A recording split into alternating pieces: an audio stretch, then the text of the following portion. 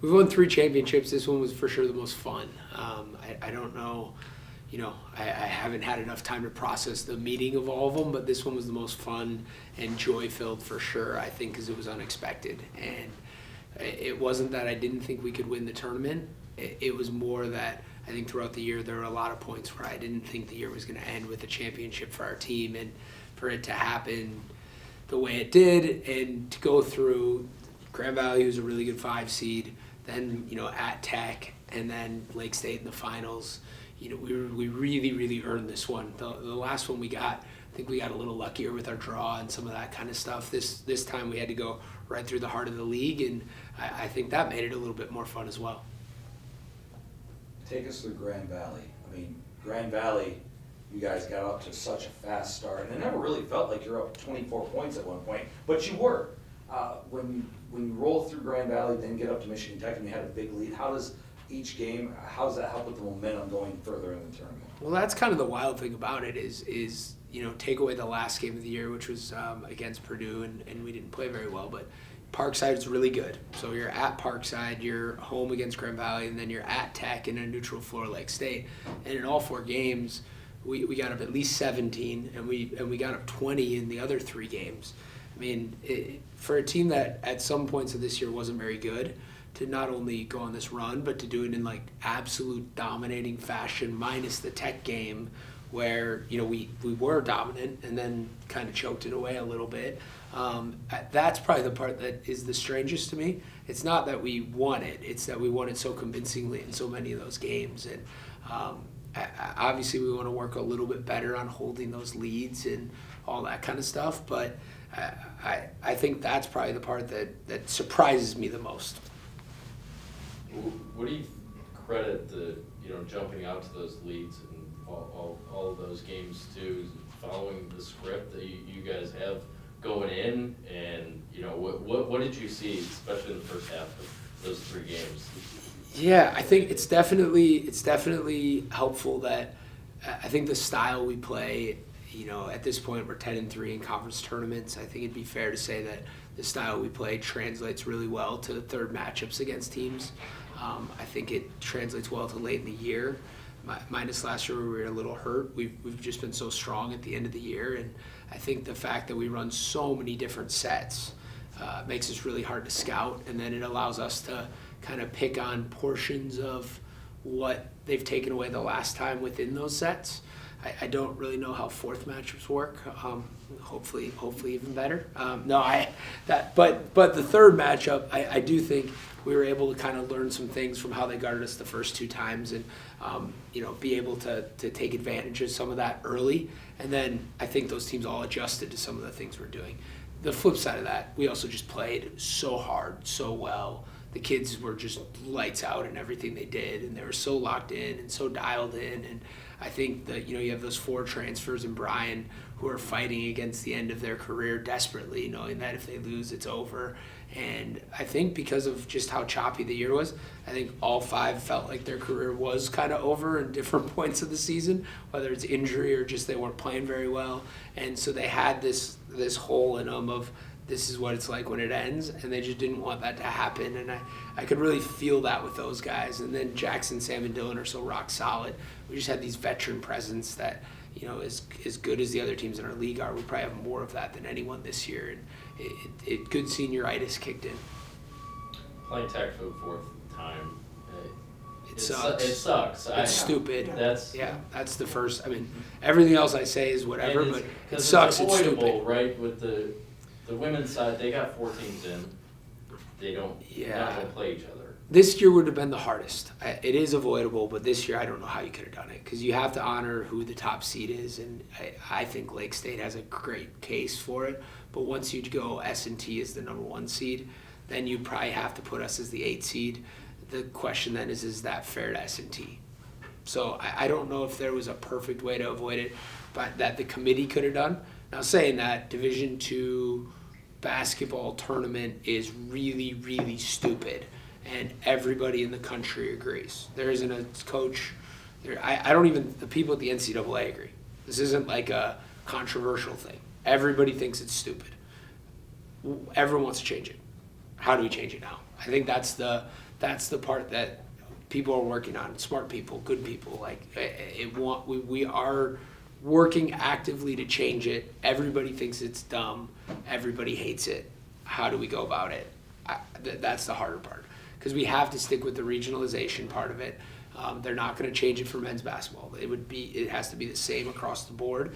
So we have to stay regionalized, but there are tweaks within regionalization you can make that would allow us to have a better tournament than we currently have. Because the concept of playing Michigan Tech at noon on Saturday and then having to turn around and play Lake State at 3 p.m. instead of 2 p.m. on Sunday, and I'm not saying that'll happen. I hope it does, because it means we won. But if it does happen, that's really dumb. But what do you do? But I do think I think everybody should acknowledge every time it happens, it's dumb out loud. So the more people that hear it, I think hopefully that leads to more possible shift in the future. And I'm really glad that we get to complain about it now. I mean, when I got here, I think if someone would have complained about it, I would have said, yeah, I don't care. If I ever make the NCAA tournament, I'll shut up and be happy. Well, now that we've done it 3 years in a row and have to again play our conference in the first round, I'm okay complaining. How weird is it to do it without a guy named Max? Yeah, that's a great point. No, I think we have a guy named Dylan, but our guy named Dylan went down, and when he came back, he wasn't obviously physically probably able to go and didn't do anything or what he did. As he said, Coach Heading was really nice to him at halftime and wished him well, so he decided to hand the ball to Lake State the first few possessions of the second half because he was so impressed by Coach Heading's kindness. But no, I mean, yeah, we still have that all-time guy. We still have that star. It might not be Max, but it's Dylan. And then Jackson lately has been, since we started him, he's been an all-conference player for sure. Probably a first-team guy. But I think this year's team is way different. It's the team.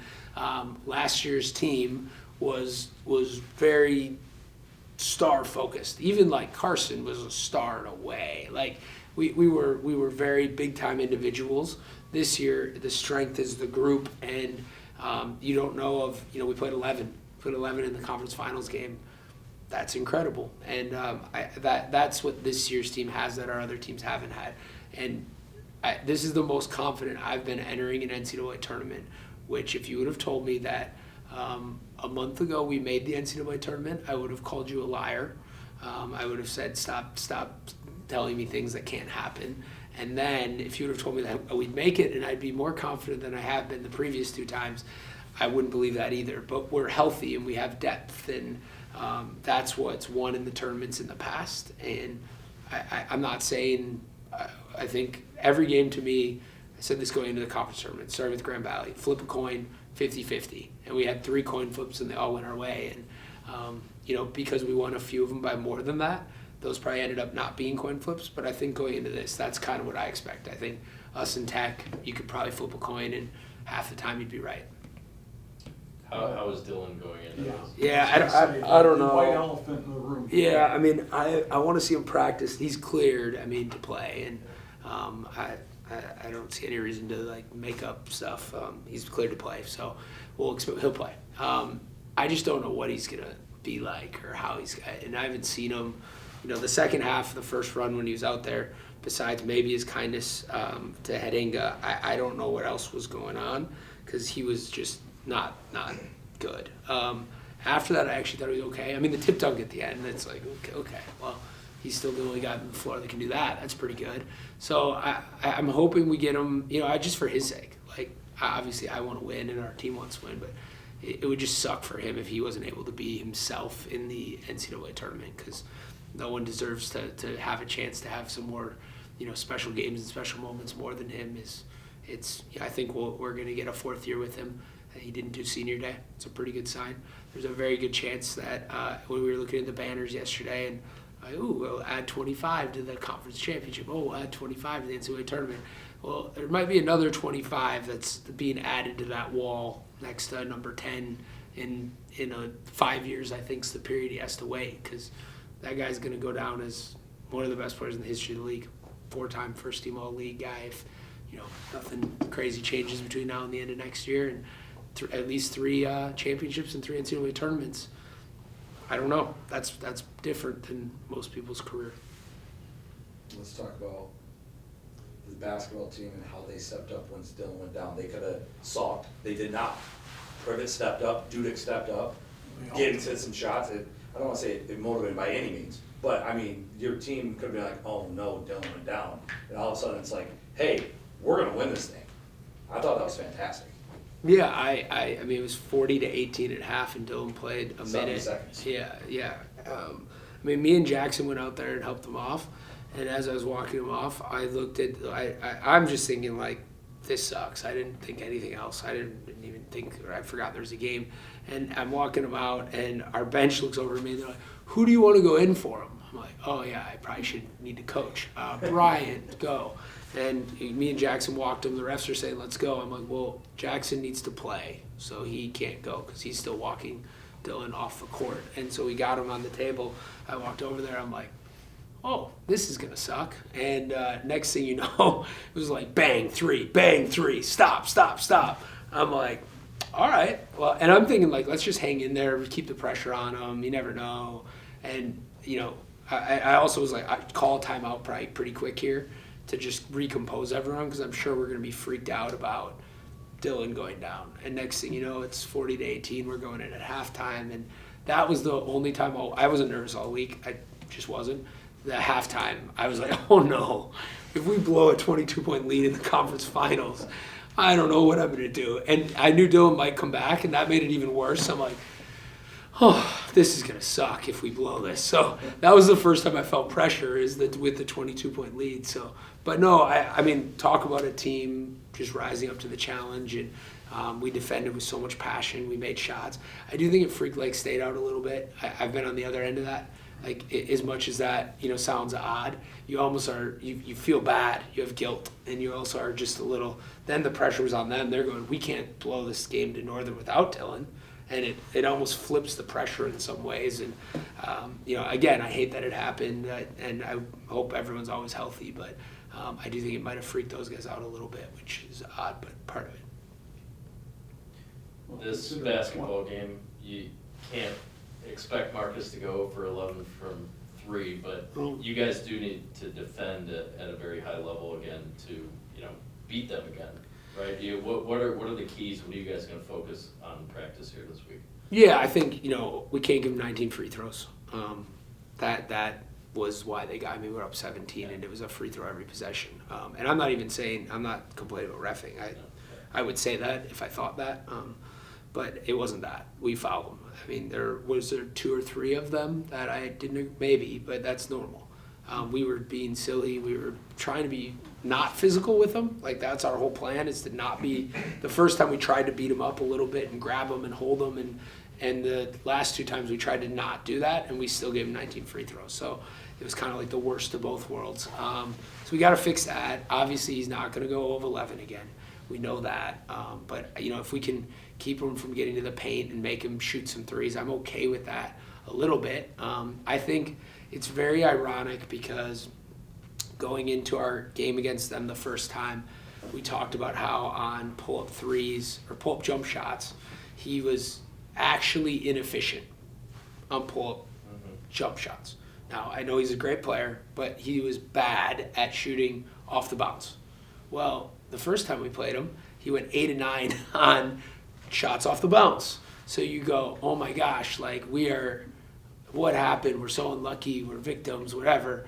Well, if you're gonna do that, you also then need to go, wow, we got really lucky that instead of his normal 4 for 9 on those, which is inefficient but still good, he went 0 and 9. Like, it evens out, but in a 1-game tournament scenario, my whole goal was I didn't want him to have the ball with a chance to win it at the end, and he had the ball with a chance to win it at the end, and we got lucky, and I really hope we're not in that position again, or I'm betting on him to make it, because I'll always bet on those types of guys to deliver when they need to. So we'll start with thoughts on the Ferris game.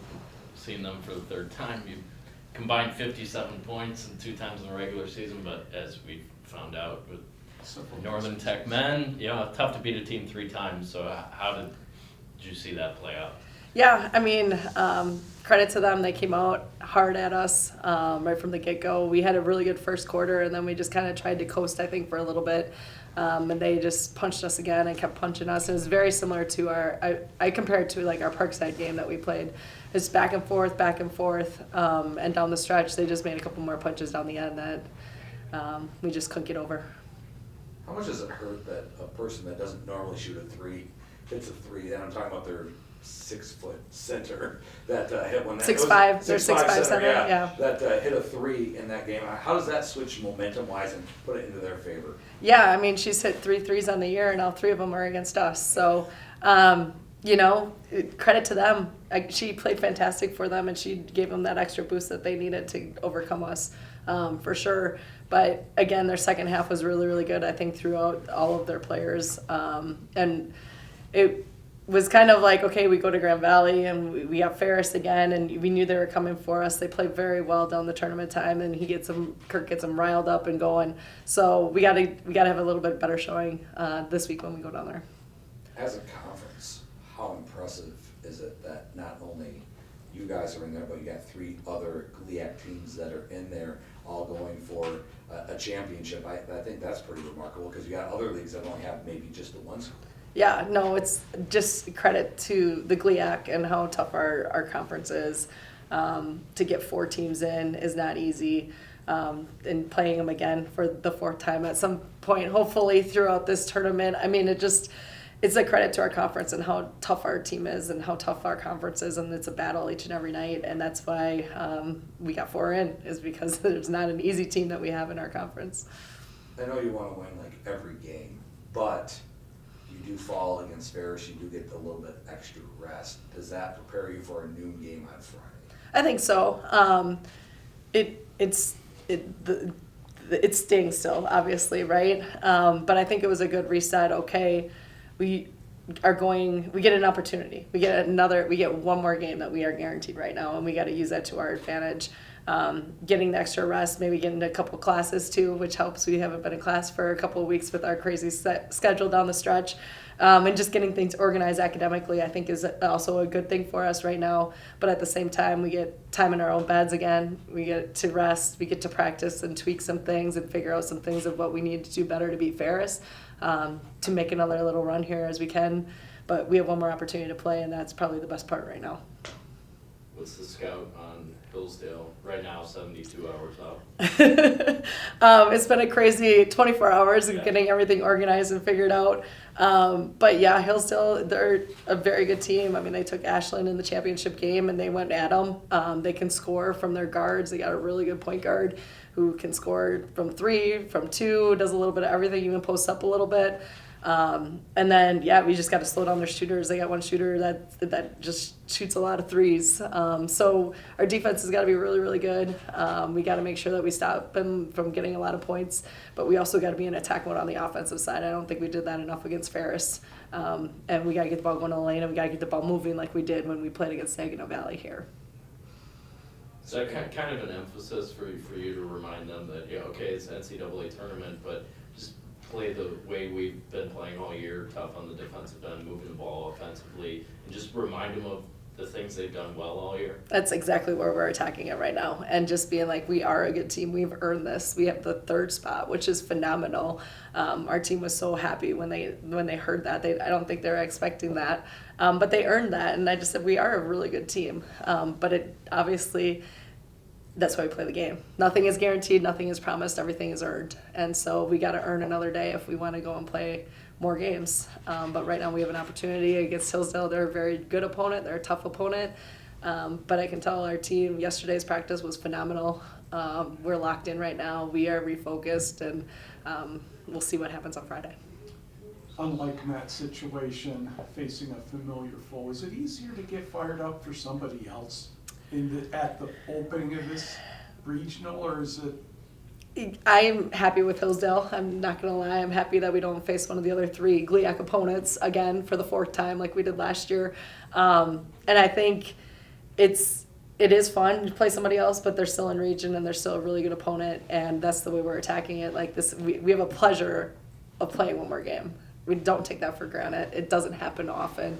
The fact that we can do it back-to-back seasons is phenomenal, but we got to get the job done.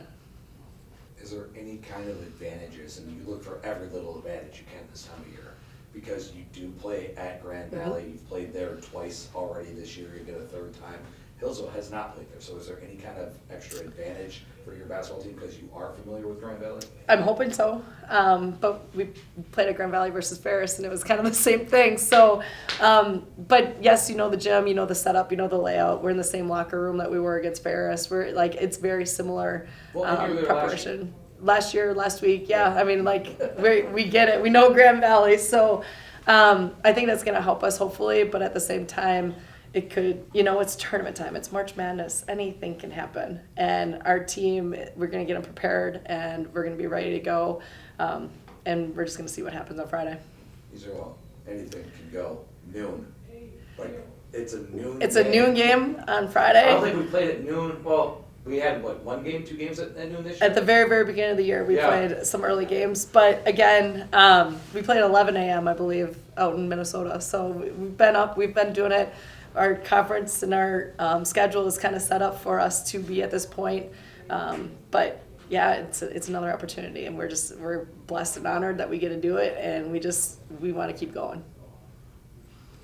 Playing in a conference where Grand Valley is doing what they're doing, back-to-back years with an at-large bid, do you wear that as a badge of honor a little bit, that like, you know, you get the automatic bid if you win a conference tournament, but we really earn this over the course of a year? Oh, for sure. We talk about it at the very, very beginning in September when our team gets here is, okay, what are our team goals? Where do we want to go? And this is one of our team goals, is to make it to the NCAA tournament again, make an appearance. We knew it's going to be hard. We know our conference is hard, but taking care of business, finishing second, earning that is also a huge accomplishment that people don't do all the time.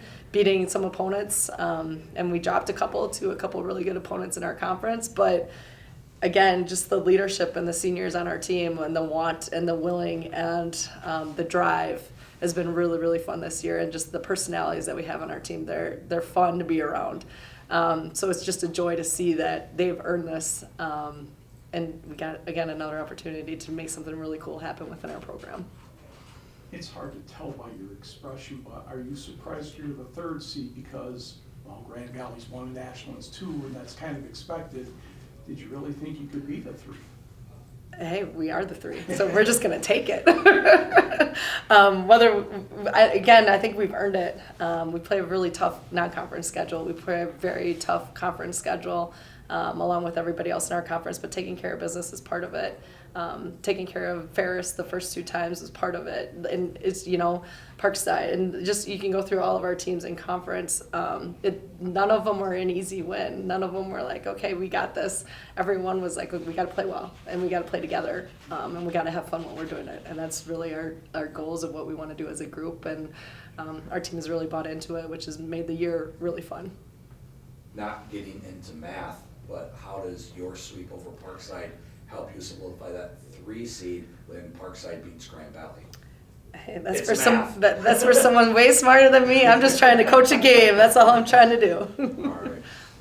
Start with the Quincy game, just level of the disappointment there, go to overtime and don't come out on time. And those overtime games are tough because it's Sudden death. sudden death and it's Yeah. over quick, right? Just what were your impressions of that one? Yeah, I think that game we were just overall underprepared. That was our first game outside, and it was cold enough that we had a warming break before overtime, and I've never seen our team perform so poorly on every part of the field.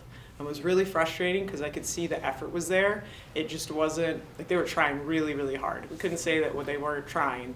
It's just the effort wasn't useful. We weren't following our game plan offensively or defensively. We were just sitting back, kind of letting what happened happen to us. And it was one of the most frustrating things to watch because we'd call a timeout, bring them in, retell them what to do.